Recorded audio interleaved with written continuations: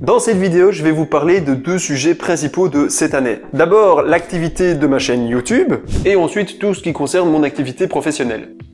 Je vais commencer par mes bonnes résolutions. La première, c'est que j'aimerais arrêter de fumer. Ça y est, le gars il a tiré 2 tafs sur un joint et il se prend pour Pablo Escobar. On t'a rien demandé toi? Balance. Non mais en fait je comprends pas trop cette histoire de bonnes résolutions.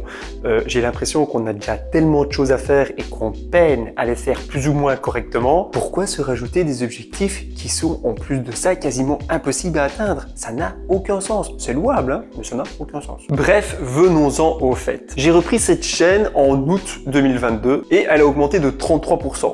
Pour atteindre les 338 abonnés. D'ailleurs, merci et bienvenue à tous ceux qui l'ont rejoint. Si je regarde les quelques vidéos que j'ai postées cette année, celles qui ont le mieux fonctionné sont pas nécessairement celles qui sont relatives au UX design, mon métier. Oui, c'est un métier. Au début, je pensais développer que des sujets autour de la conception de produits digitaux, de design, mais en fait, par rapport à YouTube et l'expérience que j'en fais, et qui je suis dans la vraie vie, bah en fait c'est très restrictif. Alors je vais aborder des thèmes liés au digital. Je vais pas commencer à parler de mode ou de crypto-monnaie. D'ailleurs je sais pas trop de quoi je vous parlerai, j'ai plus rien.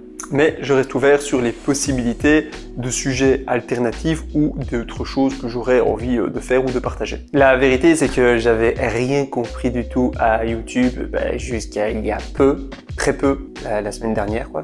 J'ai dû regarder des dizaines et des dizaines de vidéos autres que celles du studio Ghibli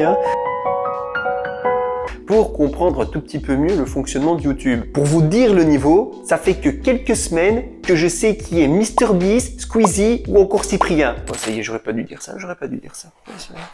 Mon prochain objectif pour la chaîne YouTube est relativement clair, c'est d'atteindre les 1000 premiers abonnés. Et ce pour mai 2023, ce serait pas mal. Apparemment, c'est le chemin le plus difficile d'atteindre les 1000 premiers abonnés. Après, je crois que c'est comme pour les enfants, c'est une histoire qu'on te raconte pour pas trop vite te décourager.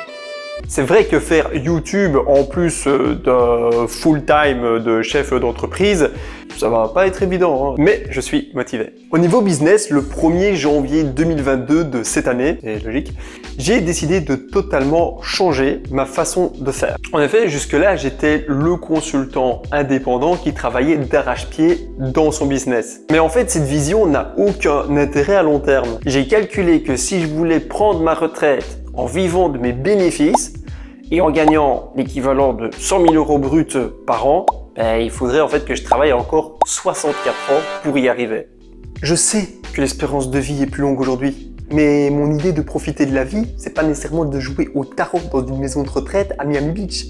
Donc, comme notre ami Michael Gerber nous le dit si bien, j'essaye de travailler plutôt sur mon business plutôt que dans mon business. Concrètement, cette année, j'ai constitué une équipe de 12 merveilleuses personnes freelance spécialisées dans le UX design, la création de contenu, le développement web, le développement commercial et le montage vidéo, dans le but de créer un système qui a 2 énormes avantages.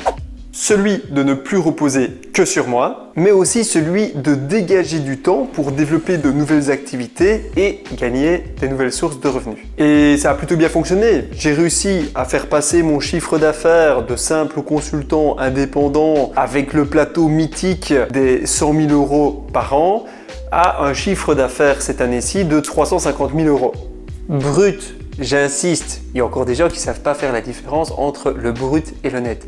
Moi, j'aimerais bien gagner le brut pour le net, hein. C'est pas l'inverse que je voulais dire. J'ai fait un plan des prochains sujets que j'aimerais bien aborder pour 2023. Vous pouvez retrouver ça dans la description.